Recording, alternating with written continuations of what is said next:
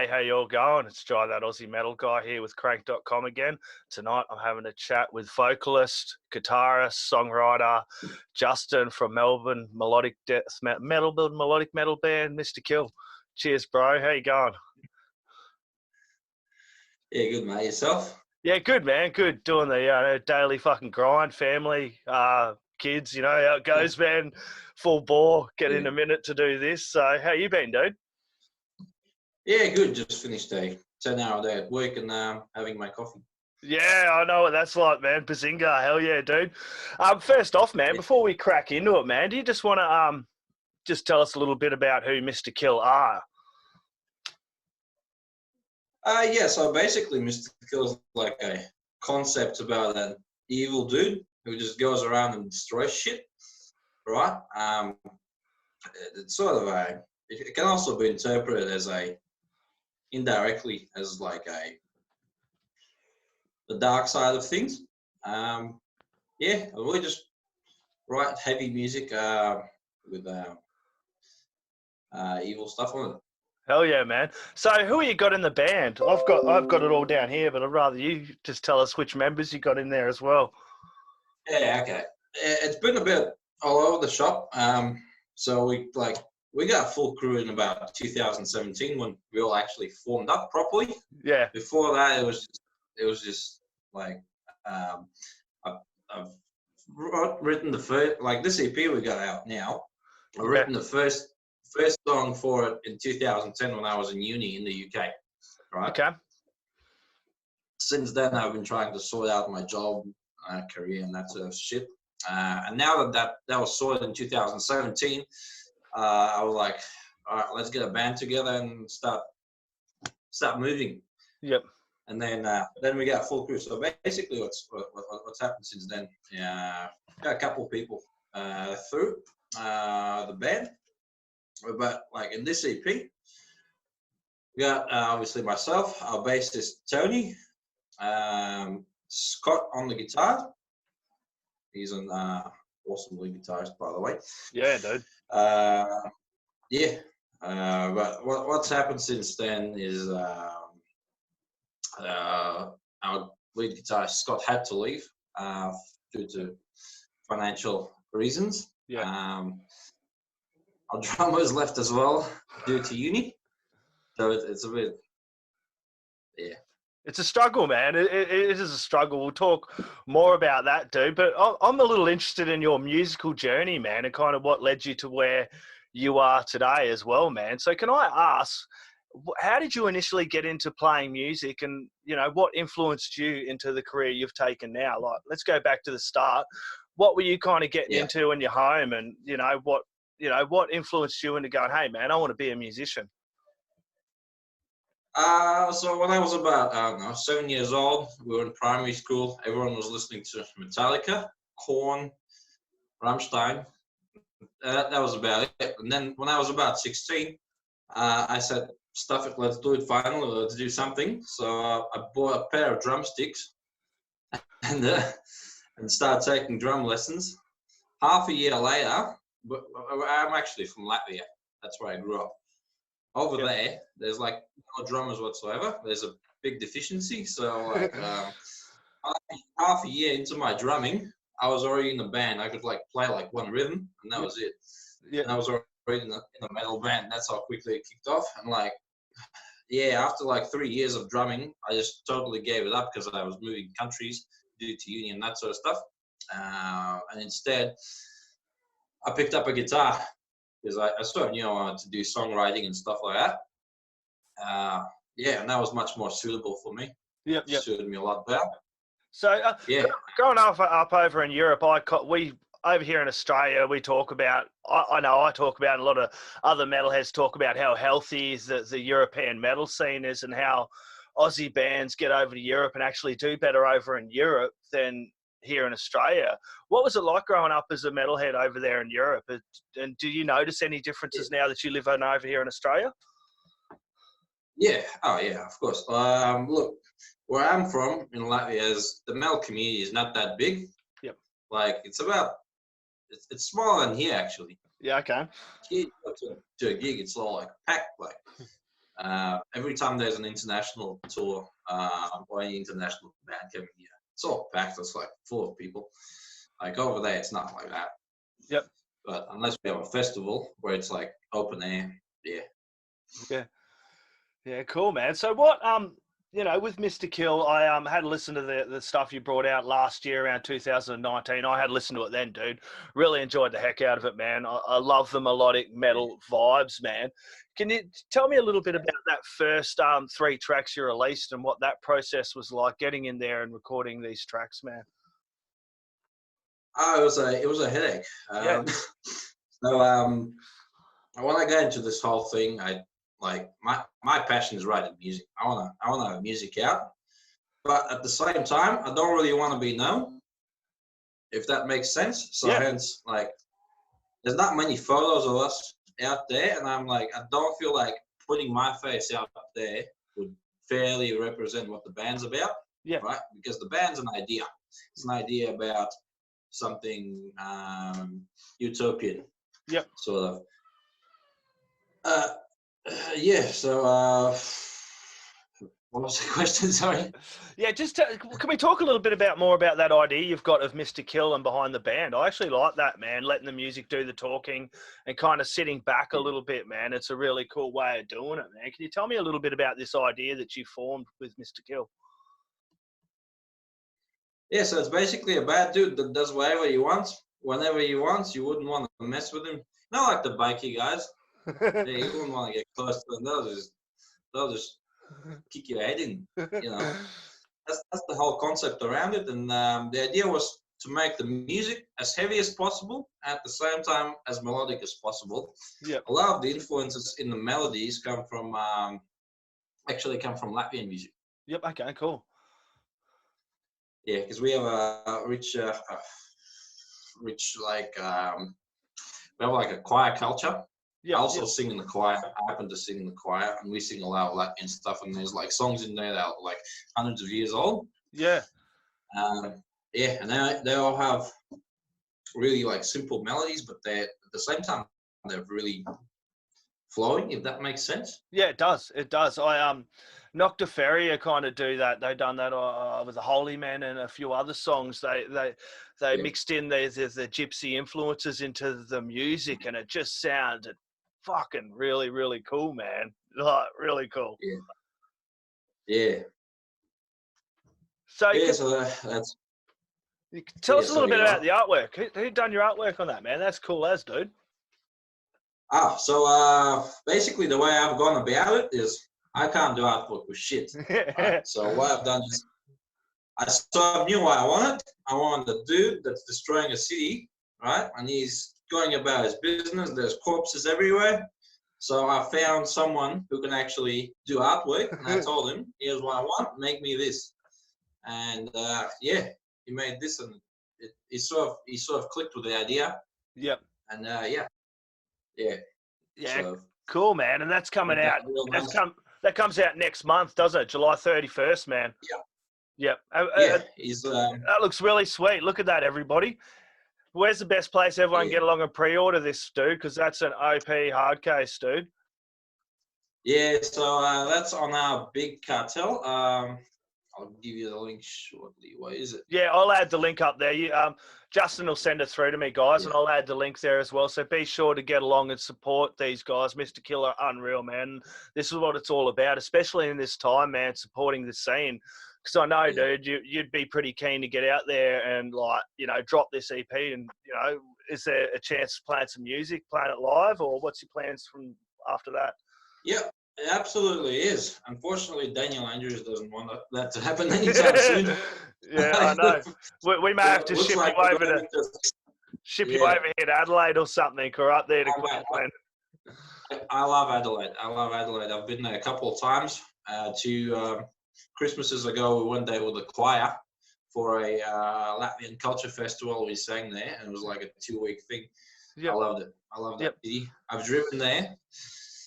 Yeah, that choir stuff sounds really cool, man. Has that helped your vocals with being a metal singer, dude? Yeah. So the way I went about it was, well, like when we were looking for a vocalist first, a couple of guys wanted to come and audition, and none of them ever turned up. And there was like 3-4 guys, and I'm like, fuck this, I'll start doing it. Fuck. So started screaming, started taking singing lessons. And then I've joined the Latvian choir here in Melbourne. Yep. As well. So it's just always keeping busy. Yeah, definitely, man. And before we jumped on the camera, dude, I was remarking on your fine little Witchgrinder shirt there, man. Man, this thing is sick. It is, man. Baphomet on the front of it. And how good a Witchgrinder, dude?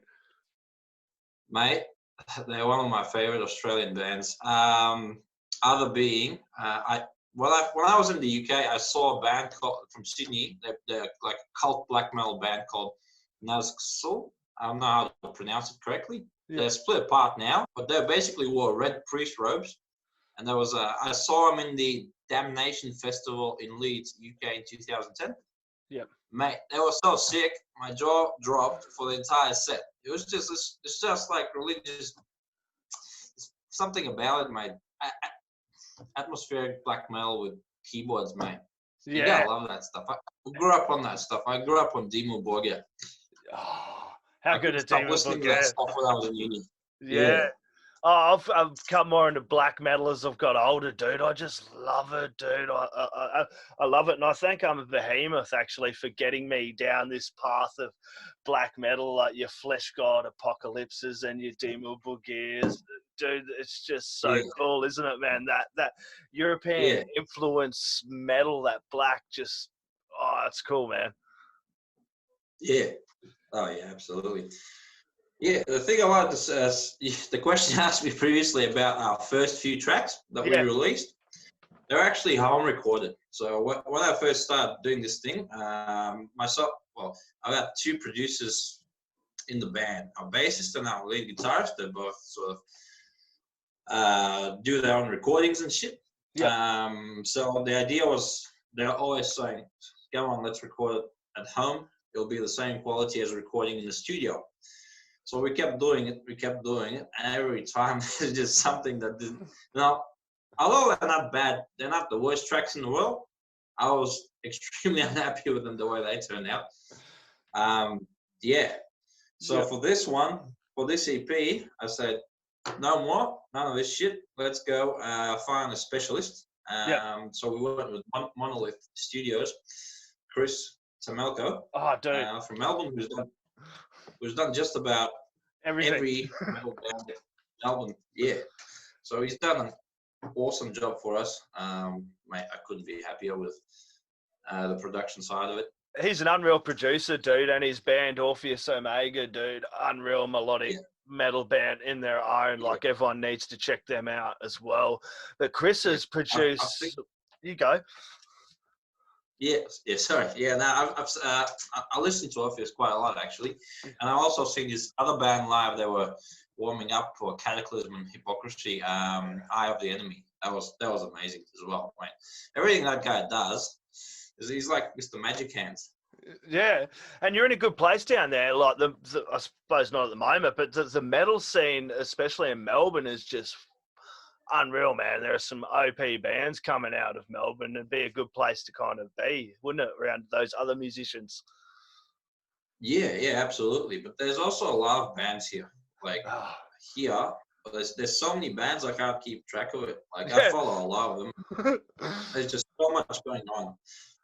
Yeah. I don't know what it's going to be like after this whole COVID thing, but like before the COVID, it was just chock-a-block. Yeah, well, it's crazy. The Australian metal scene is insane. I'm trying to keep up with it as much as I can, and I'm like, got my finger pretty close to the pulse, and I'm always missing stuff, dude. So I don't know how people at home that can't keep up with it as much as we do, like, able to, keep on what's coming out and what bands are coming, dude. It's really fucking crazy, So, dude, with this release, you've released Annihilation, man. Can you tell us a little bit about that track and what that kind of means for Mr.Kill and for you, man? Yeah, so basically this whole EP was meant to be like a story about destruction. Yep. You could draw parallels sort of to what's going on at the moment for it. Yeah. Even though the thing was, all the tracks were written 2019 and even before that. Yeah. But like Annihilation is more of sort of apocalypse hitting the world in a way. Yeah, and how there's not much that can be done about it. Yeah, exactly, man. It's a cool lyric video too. I'll make sure I'll put that in there as well so that the watchers can give that a watch as well. Definitely, dude. Yeah. The only thing that without this whole EP that I would love to do differently is to actually have a music video. Yeah. But for that, we need to sort out the band. Yeah. So that we have a full crew that actually, that want to be in there and want to do this and move forward together as a one unit. Yeah. So that's probably your key at the moment to kind of find a couple other guys, is it? And kind of see where your next step is from there at this process, eh? Yeah, actually, I find this whole self-isolation time and whatnot has been really good for creativity and writing new songs and that sort of stuff. I bet think you, it's dude. a good time to do that now because, like, I don't know if we will be able to rehearse in the next week. Yeah. Because, like, a couple of weeks ago, we only reopened so that, the studios only reopened. Before that, we were in a lockdown. Yeah. And now we had 75 cases today. Yeah. Which probably means Mr. Andrews is going to do something about it, and we're going to go back into stage 2, stage 3. Yeah, it'd be hard. It's especially hard on musicians like yourself, because you would have had this headspace. Okay, look, things are starting to loosen up. You're looking around the rest of Australia, and then bang, all of a sudden you have this mass hit of cases. So the musicians in Victoria are going to be reeling. And as it is, a lot of musicians and guys like yourself as sole traders are. You are locked out of the job keeper essentially anyway. So you're being hit double hard. Your live music's been hit and everything else. Yeah, but on that note, actually, like I don't do this for profit or anything. No. I have a full-time job. Yeah. I've got a career in engineering. I do this as a hobby, really. When I have time. Because you're an artist, dude. I don't think I'll ever make any money with this. I've actually put more money than I'll probably ever make out of it. But like, I just love it, mate. I love doing it. I can't imagine not doing it. And you make a good point. You make a good point there as well. Like, you've put money back into. People don't realise sitting at home and they're cranking their music or whatever, and they're streaming it. That guys like yourself in the underground metal scene that are bringing out this great music, here in Australia and abroad. And you're putting your own money into it, and you really need to get in and support the bands. Buy merch, buy tickets when the scene kicks off again, and buy the albums. Don't just hit like and subscribe on your Spotify channels or whatever. It does help, but also if you like something, go support it. Go buy the bloody album, dude. I have that many shirts and that many albums, flags. It's like, dude, I love this shit. I love it, bro. Yeah. I've got a few of them as well, mate. There's quite a few bands I like from Melbourne in particular. Yep. Yeah, and there's one from Adelaide that we played with at the our last gig was the last gig before the lockdown, before the pub shut down. It was the Warken semi-finals here in Melbourne, and we had In the Burial from Adelaide. Oh, dude, how good are In the Burial? Yeah, that was good band, mate.